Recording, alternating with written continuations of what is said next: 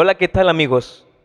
Muy bienvenidos nuevamente a otra transmisión en vivo de esta nuestra fe de Jesús para jóvenes. Hoy en nuestra lección número 6 veremos cuál es el camino de la victoria. Y como ya es costumbre, tenemos a nuestro pastor Luis Iván, quien está con nosotros para apoyarnos en resolver aquellas dudas que tengamos durante la lección. ¿Qué tal, pastor? ¿Cómo está? Muy bien, Alex, es realmente un gusto estar aquí, poder saludarte a ti y saludar a todos nuestros amigos que están siguiendo esta transmisión. Gracias por apartar el tiempo y te animamos a que no te vayas, todo lo contrario, quédate con nosotros y comparte la transmisión con tus amigos. Así es, no importa desde qué lugar nos estás viendo, no importa si usas un teléfono móvil, una Smart TV o incluso estás desde la comodidad de tu casa en tu computadora. Pero cuando usamos esos medios de información, esos medios móviles, vemos algunas noticias en ocasiones. Y muchas de esas noticias siempre son malas. Están llenas de accidentes, de peligros, incluso de guerras. Parece que estamos saturados de un mundo donde solamente existe la maldad. Un mundo donde solamente se trata de quién mató a quién, de quién lucha contra quién. Incluso vemos en las noticias guerras que apenas están terminando y ya empezó otra nueva guerra. Es preocupante la sociedad y el mundo en el que vivimos. Sin embargo, siempre la pregunta resulta en nuestra mente: ¿quién es el bueno? ¿Quién es el malo? ¿Será que somos buenos porque sí y malos porque sí? ¿O hay una explicación que nos lleva a entender cómo es que surge el mal en las personas? ¿Por qué somos buenos o por qué son buenas las personas? Cada bando tendrá un líder. Incluso en los relatos de los niños, siempre hay un bando bueno y hay un bando malo. Siempre el bando malo es aquel que pierde y el bando bueno es el que gana. Pero no solamente vamos a entender el conflicto del bien y del mal desde una simple perspectiva, sino que necesitamos una perspectiva más amplia. ¿Y qué mejor perspectiva que la que nos da la palabra de Dios, la perspectiva divina? Pastor, ¿qué le parece si en esta lección vamos a entender y nos explica un poco de cómo es que surge este conflicto cósmico entre el bien y el mal? Por favor, explíquenos, ¿dónde y cuándo surge el mal? Bueno, el libro de Apocalipsis, capítulo número 12, nos describe cómo surge todo lo que hoy se conoce como esa lucha entre el bien y el mal. Como ya mencionaste, detrás de todo lo malo hay alguien que opera, hay un líder que está al frente, pero también hay alguien tratando y luchando y esforzándose para poder vencer al mal con el bien, y ese es nuestro Dios. En el libro de Apocalipsis capítulo número 12, versículo 7 dice que entonces hubo una gran batalla en el cielo. Miguel y sus ángeles combatieron al dragón y el dragón y sus ángeles combatieron. La Biblia nos habla de una lucha, y con este versículo el Señor está tratando de decirnos que este problema llamado pecado, que este mal se originó no en nosotros, no empezó en la tierra. En realidad la Biblia nos enseña que este gran problema llamado pecado, este problema, este conflicto entre el bien y el mal, comienza en el cielo, en donde Miguel, de acuerdo al libro de Judas, se identifica como Cristo mismo, y el dragón, versículo siguiente, el versículo 9, nos dice que es Satanás mismo. Y entonces hay una lucha en donde Satanás, con esa tercer parte de los ángeles que él había engañado, comienza una lucha contra Dios. La lucha no es contra los seres humanos. La lucha a lo largo de toda esta historia siempre ha sido entre Satanás, tratando de poder usurpar, poder poner en mal, poder atacar a la persona de nuestro Dios. Muy bien, pastor, gracias. Ya que tenemos esa perspectiva, nos gustaría, pastor, que si pudiera explicarnos en quién. Ya comentó que fue en Lucifer, pero ¿cómo fue que todo eso comenzó? Y creo que la duda surge sobre todo porque es el cielo, porque nos imaginamos el cielo y en el cielo nos imaginamos todos buenos, nos imaginamos a ángeles. ¿Y cómo es que un ser tan perfecto llegó a cometer tan grande error? Bueno, en el libro de Ezequiel capítulo número 28 da la razón del por qué Satanás comete todo esto. Y en el versículo número 14 dice que este querubín grande, este querubín protector, había sido colocado sobre el monte de Dios. Y dentro de todos era grande, su belleza sobrepasaba la de los demás, su poder era aún más que el de los otros. Sin embargo, el versículo número 17 dice: se enalteció tu corazón a causa de tu hermosura, corrompiste tu sabiduría a causa de tu esplendor. Yo te arrojé por tierra para que los reyes te vean. El mayor problema de Satanás fue llenarse de orgullo, llenarse de soberbia. Creer que porque soy capaz, creer que porque soy bueno en esto o porque soy bueno en aquello, eso lleva a no solamente a los seres humanos, sino como vemos ahora, a un ángel, a un ser perfecto, a la perdición, a cometer errores soberbios. El problema de Satanás fue querer llegar al lugar de Dios.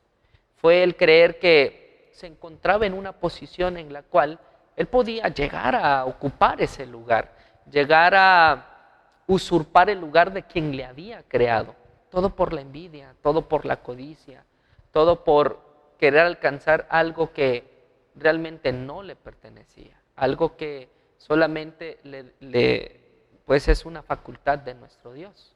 Y sabes, muchas veces podemos cometer el mismo error de Satanás, el error de querer ocupar un puesto en nuestro trabajo, el deseo de querer llegar a ser el más reconocido en la escuela, y a veces con la finalidad de escalar y de querer llegar a cierta posición.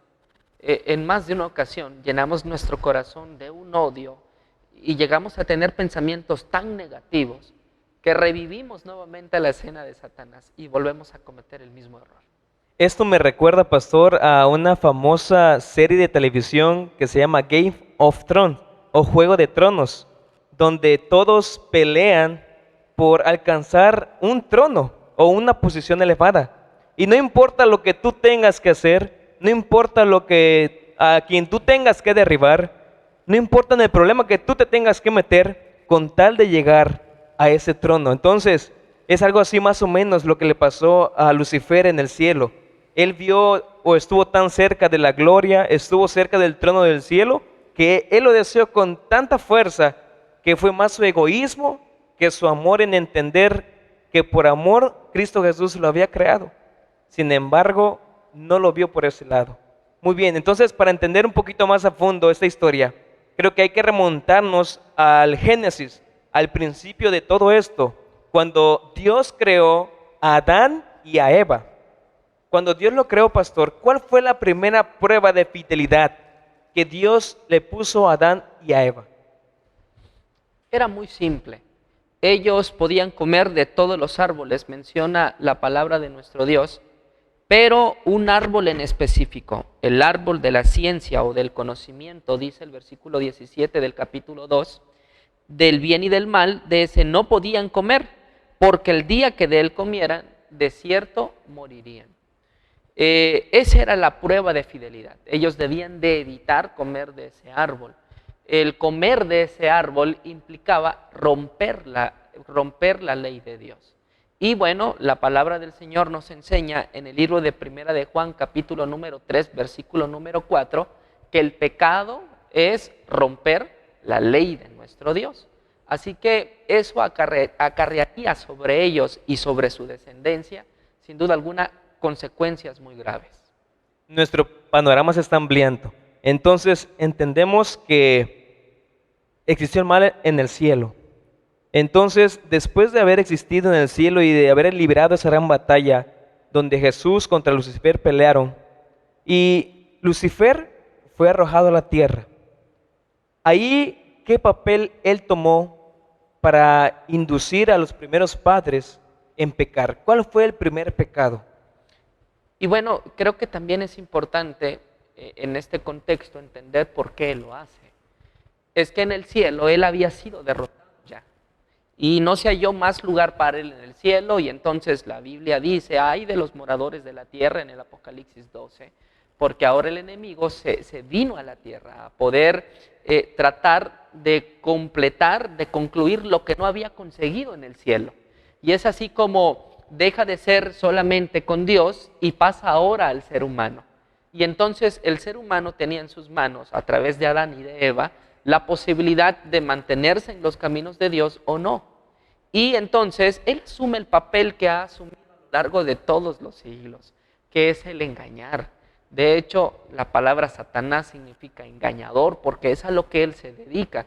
Y el capítulo número 3 nos enseña que a través de la imagen de una serpiente astuta, él engaña, engatusa con palabras a Eva, quien toma del fruto prohibido y entonces comparte a Adán, y ese viene siendo el primer pecado en esta tierra.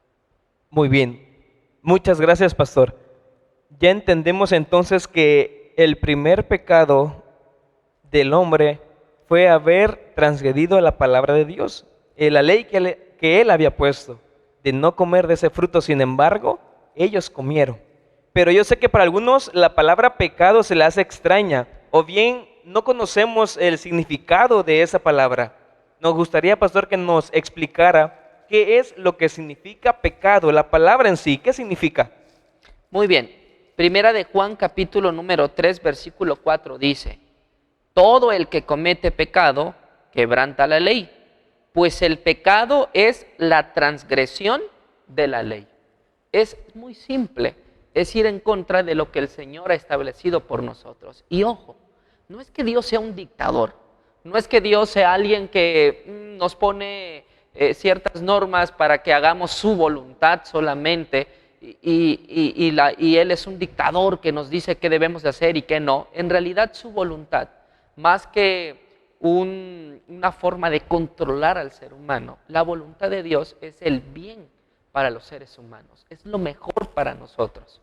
Pero cuando el ser humano opta por seguir algunas otras cosas, cuando va en busca de sus propios placeres o de sus propios pensamientos, entonces acarrea sobre sí consecuencias muy graves. Es como cuando compramos un teléfono. El teléfono viene con un manual y si tú quieres que tu teléfono dure lo suficiente, es simple. Tienes que seguir las instrucciones que ahí se te están dando.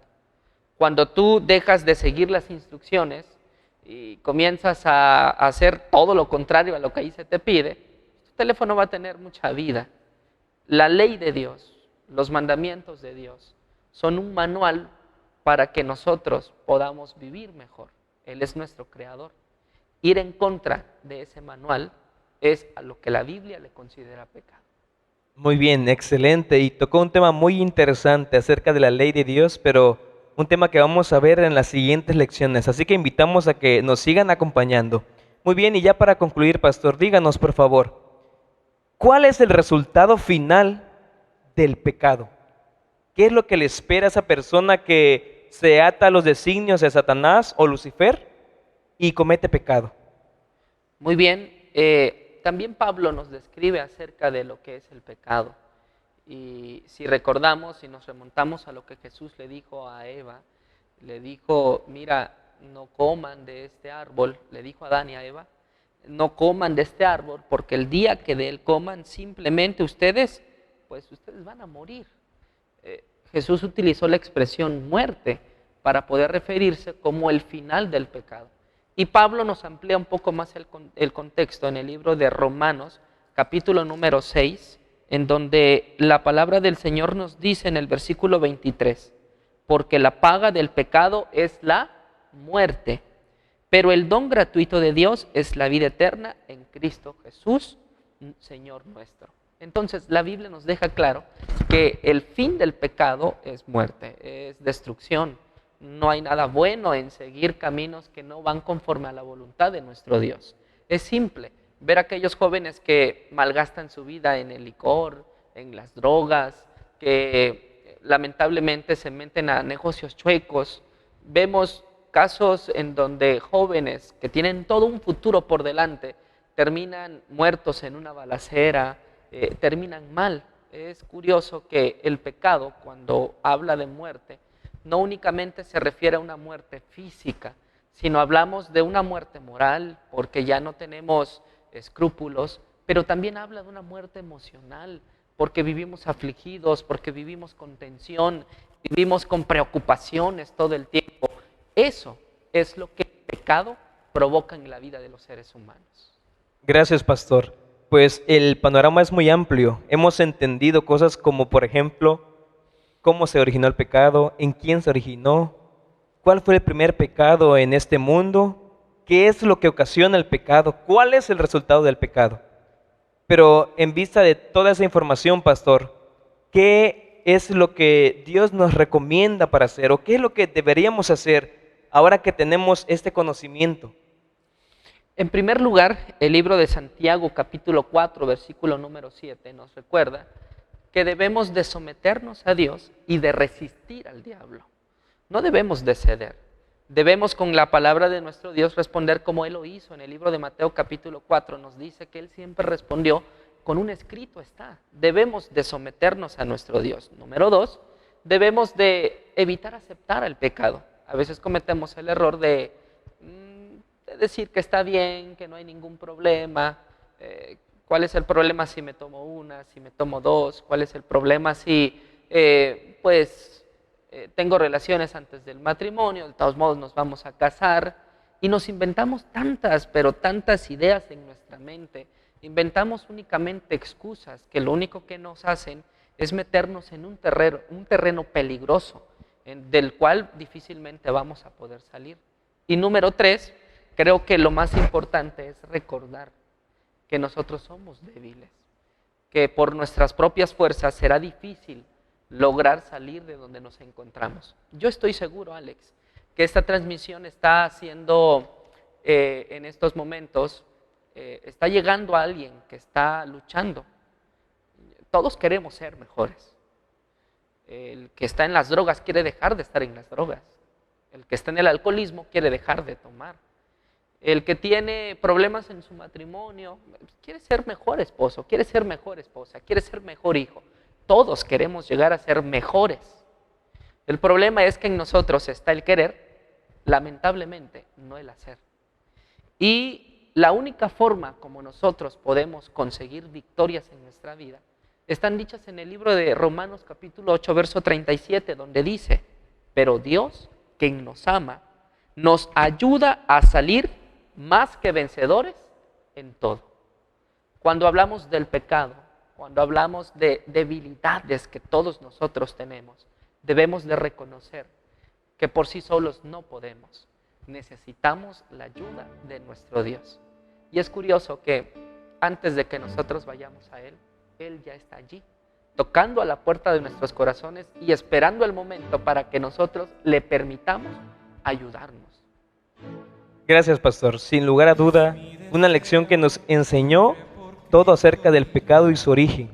Tal vez tú te estarás preguntando, querido joven, desde tu casa o desde la oficina, de donde tú nos estés viendo, yo he pecado y he cometido errores. ¿Será que tengo perdón? ¿Será que puedo llegar a ser salvo? Pues esa es una pregunta que te vamos a responder en nuestra próxima lección. Así que te invitamos a que estés conectado con nosotros en nuestras transmisiones en vivo de esta Fe de Jesús para jóvenes.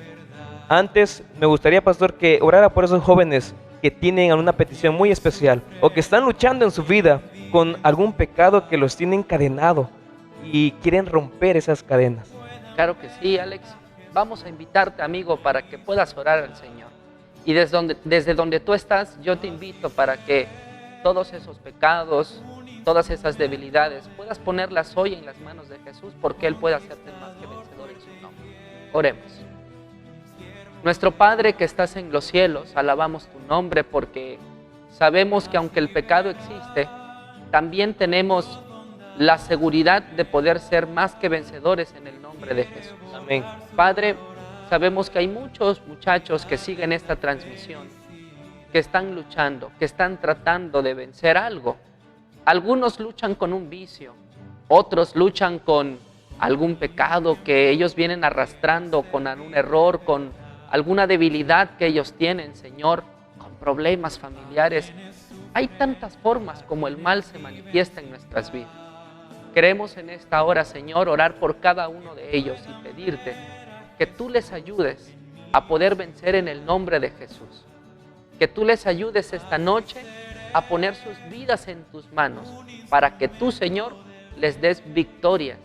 Victorias que por sí mismos probablemente ellos no habrían podido alcanzar.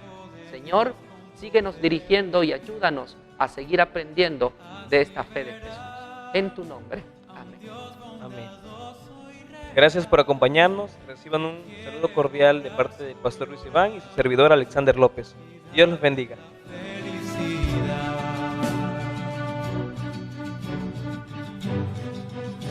Y darles la felicidad.